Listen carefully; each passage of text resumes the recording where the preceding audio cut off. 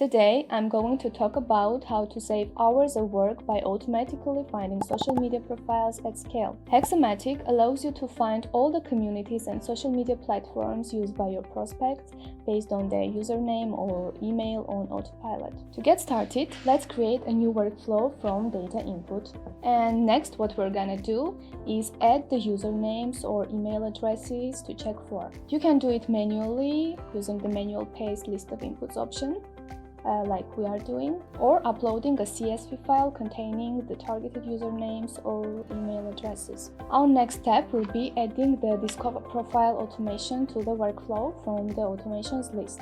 And here, don't forget to select data input as the source. Now, go to the right corner of the window and click Continue. So, here we reach the final step. Here, just click Run Now to run the workflow and get the results. Once the workflow has finished running, you can just click on the results preview to see the results and export them to CSV or Google Sheets. Here we are exporting to Google Sheets. What is important here is to have your Google account integrated with Hexact to be able to export to your desired Google Sheets. So finally we're done.